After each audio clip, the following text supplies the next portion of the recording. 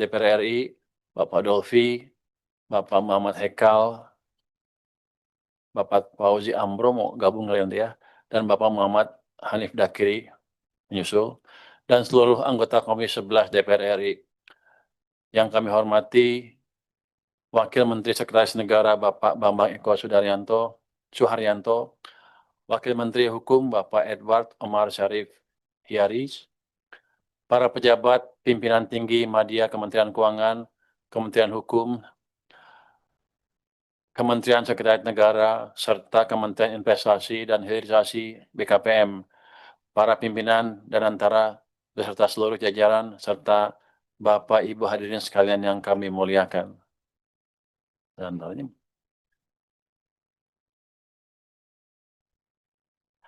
yang terhormat pimpinan dan anggota Komisi 11 DPR RI, puji syukur kita panjatkan kehadirat Tuhan Yang Maha Esa, karena atas rahmat dan karunia-Nya kita dapat memulai pembahasan rancangan undang-undang tentang Pusat Finansial Internasional Indonesia atau PFII.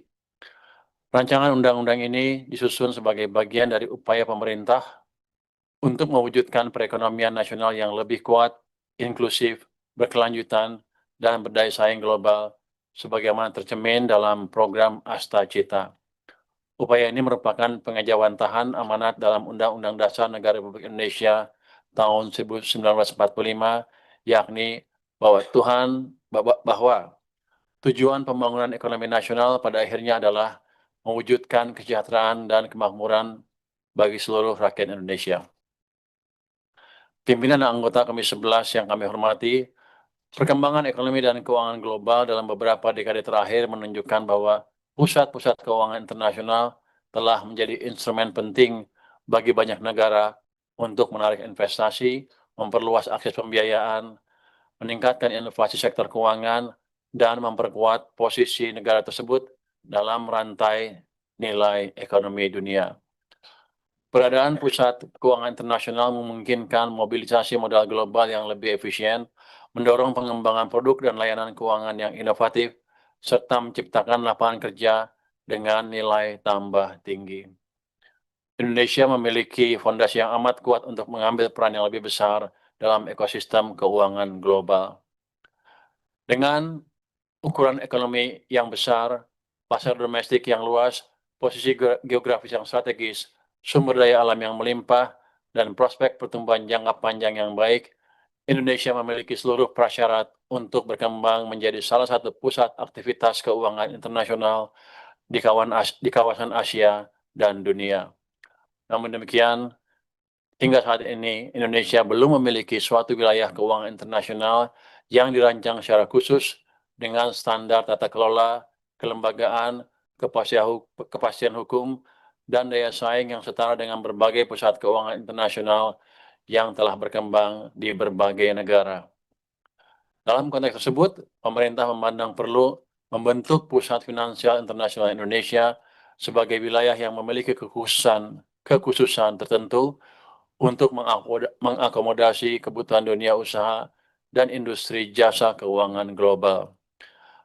Pembentukan PFII dimaksudkan untuk meningkatkan daya saing Indonesia sebagai pusat keuangan internasional, menjadi katalis bagi pendalaman sektor keuangan nasional, pengembangan inovasi sektor keuangan, peningkatan investasi, fasilitasi pembiayaan sektor real, proyek strategis nasional, pembiayaan berkelanjutan, serta penguatan kontribusi sektor keuangan terhadap pertumbuhan ekonomi Indonesia secara keseluruhan. Selain itu, penyusunan RUU ini juga merupakan pelaksanaan amanat pasal 248A Undang-Undang Nomor 4 Tahun 2026 tentang perubahan atas Undang-Undang Nomor 4 Tahun 2023 tentang pengembangan dan penguatan sektor keuangan yang mengatur bahwa ketentuan mengenai penyelenggaraan Pusat Finansial Internasional Indonesia perlu diatur dengan undang-undang. Dengan demikian, pembentukan PFII memiliki landasan hukum yang kuat sebagai bagian dari agenda transformasi sektor keuangan nasional.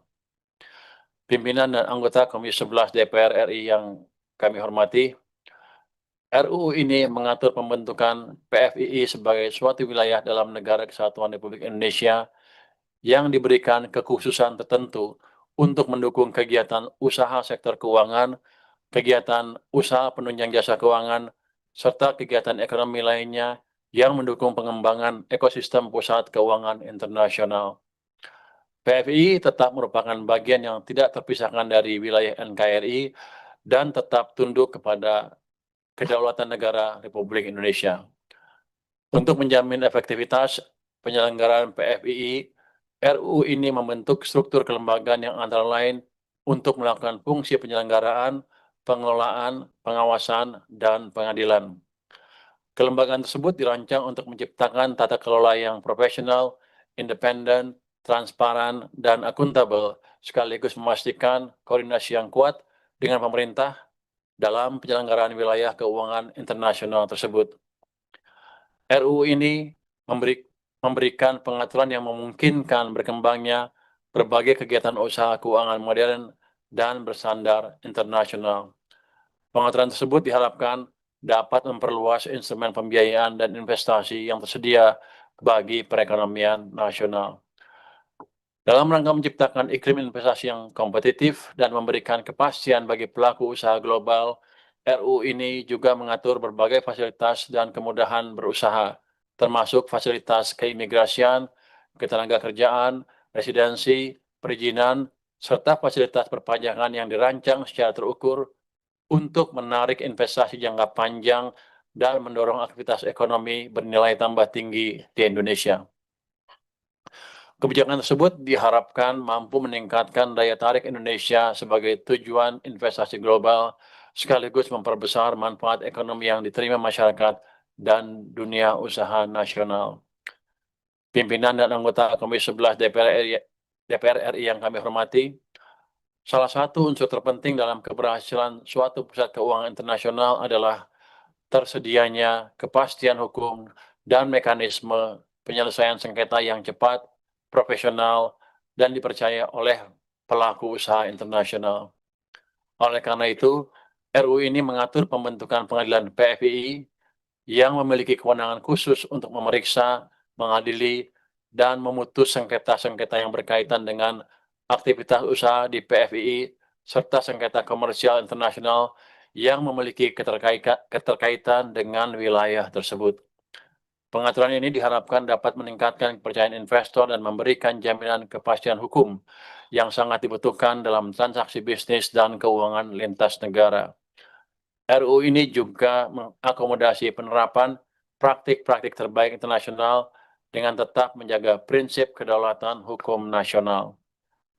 Dalam batas-batas tertentu, PFII dimungkinkan untuk mengadopsi, menginkorporasi, menerapkan, atau menyesuaikan prinsip-prinsip hukum komersial internasional dan standar internasional yang telah terbukti mendukung efisiensi serta kepastian dalam aktivitas bisnis global. Kebijakan tersebut tidak dimaksudkan untuk mengurangi kedaulatan hukum Indonesia, melainkan untuk meningkatkan daya saing Indonesia dalam menarik aktivitas ekonomi dan keuangan global. Untuk memastikan kedaulatan hukum nasional tetap terjaga, pemerintah telah melakukan dialog dan mendapatkan dukungan serta masukan dari Mahkamah Agung atas substansi pengadilan PFII ini.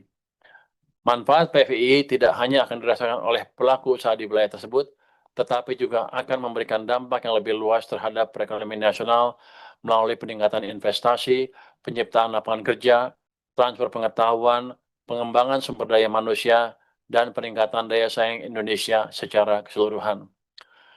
Pimpinan dan anggota Komisi 11 DPR RI yang kami hormati, berdasarkan pertimbangan tersebut, pemerintah berharap agar pembahasan rancangan undang-undang tentang Pusat Finansial Internasional Indonesia dapat dilakukan secara konstruktif untuk menghasilkan pengaturan yang mampu menjawab kebutuhan pembangunan ekonomi Indonesia di masa depan dengan memperhatikan Undang-Undang PPSK untuk diselesaikan dalam waktu 3 bulan. Atas perhatian, dukungan, serta kerjasama yang baik dari pimpinan dan anggota Dewan Perwakilan Rakyat Republik Indonesia, kami menyampaikan apresiasi dan terima kasih. Semoga Tuhan Yang Maha Esa senantiasa memberikan petunjuk dan bimbingan kepada kita semua dalam mengemban amanah bagi kemajuan bangsa dan negara. Wassalamualaikum warahmatullahi wabarakatuh.